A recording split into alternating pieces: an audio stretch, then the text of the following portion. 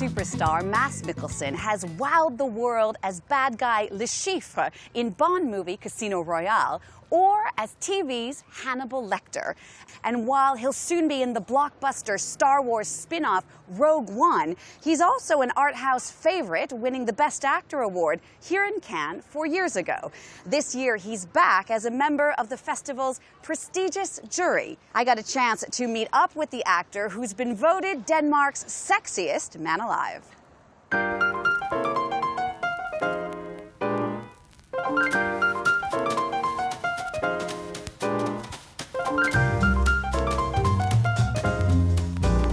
Mads Mikkelsen, hello. Hello. How are you and the other jury members holding up so far? Have there been any people you've bonded with in particular? Everyone, actually. I think it's a fantastic jury. We are different, but there's a big rock and roll sense in the jury, spanning from the youngest to the oldest. There's a lot of energy and a lot of passion for films. Is there any one person in particular you were looking forward to meeting and spending time with that you got a chance to? Well, all of them actually, but I think we are all cherishing the fact that Donald Sutherland is in there. He's a wonderful, humoristic man. He's having beautiful anecdotes about the films he's seen, and yeah, we enjoy his company a lot. Now, you won the Best Actor award here in Cannes a few years ago for the Danish film The Hunt. What do you remember about the screening of that film? Because I remember it was very, very rainy that night. It was, yeah, we all remember that. All the girls, particularly the girls, had dressed themselves up for this night, and we had an older star who'd been waiting 50 years to come to Cannes, and we were just pushed in, and nobody got to walk the red carpet. But it all turned out good. The film was beautiful, and people loved it. So. Hvorfor lå der min far? Hvad er det, du forestiller dig er sket? Det er dem, der er blevet syge i hovedet. Vil du sige noget til mig? Helt byen står holdt på dig, mand! And you won the Best Actor award here in Cannes. Do you feel that having won that award gives you a different way of looking at the movies? No, I don't think so. I mean, an award is also always like a little pat on the shoulder. It's for the rainy days when you don't feel that it's going the right way. You can look at it and go, oh, at least that one was good, right? But no, I think I view films like I've always viewed films. I try to go in there with childish eyes, an open mind, and let it have an impact on me and not be too professional about it. Now, your career first took off in Denmark thanks to the film Pusher by Nicholas Winding Refn. He does have a film in competition here, The Neon Demon. Are you going to excuse yourself from those deliberations? We talked about it, and you're right, I worked with him 4 times, but that has been the case before with jury members, and I told them that I will definitely go outside the door if there is a balance in the votes, but we'll just have to wait and see. Right now, it's not an issue. Now, in your career, you've also crossed over into international movies. You were in King Arthur with Joel Edgerton, who's also in a film in competition, Loving. King Arthur was your first big international role, but I think you were really well known around the world thanks to Le Chiffre in the Bond movie Casino Royale. Did you actively try and get that part, or did they come find you? Well, it was a phone call, actually. Barbara Broccoli, who's the producer of the film, had watched a Danish film called Open Hearts by Susanne Bier. And that was one of her favorite films, and she just wanted me in there. For some reason, I'm playing this very nice man who's a doctor, 3 kids, but she could see a villain in there somewhere, so that was really nice. I got the chance. The man was Le Chiffre, private banker to the world's terrorists, which would explain how he could set up a high-stakes poker game at Casino Royale in Montenegro.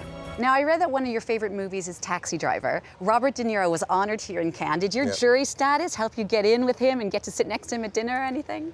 I walked past him. Oh. I did get to see him. Yeah. No, he's up there.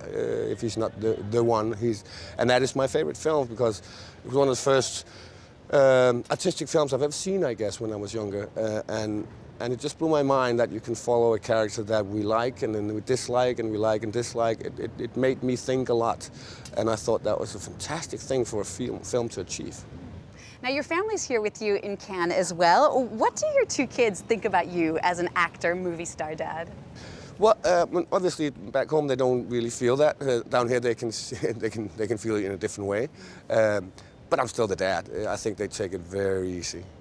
But why do you say back home? In Denmark, you're a massive star. You're voted sexiest man of the year. Yeah, it's true, like walking the streets and things like that. But down here it's a little more chaotic in the sense that photographers everywhere and people screaming your name on the streets. So it's a little damn, that's daddy. Yeah.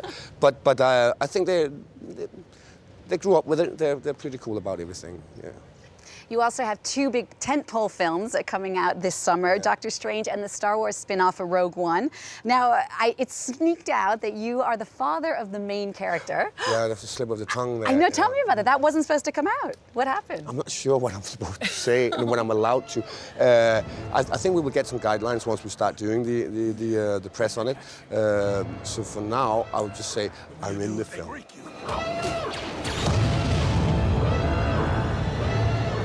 If you continue to fight,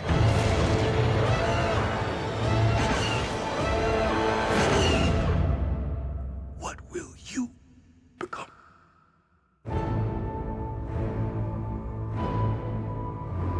But was it a big deal for you to be part of the Star Wars lore? Was that, were you a of fan course. as a child?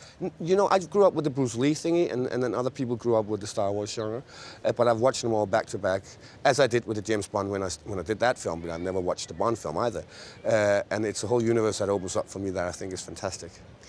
Is there a glass ceiling for European actors in Hollywood, would you say? Do you find that you're a bit pigeonholed into certain types of roles? Yeah, I guess I am to a degree, but not always. I mean, I think there's some kind of variety at least in the Star Wars film. But yes, they do see us in a special way, and I don't mind that at all. I mean, if the option is not to work in America, I will take this any day.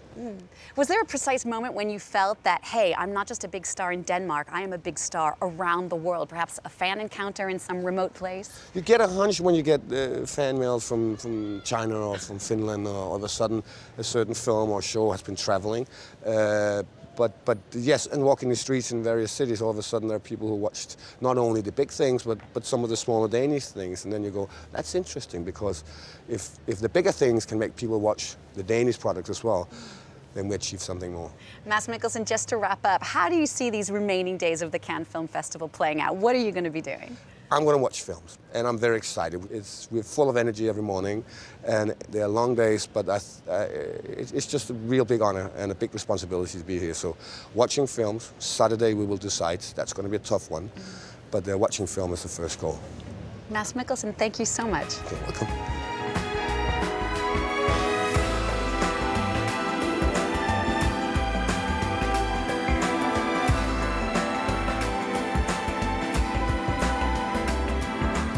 Let me go out.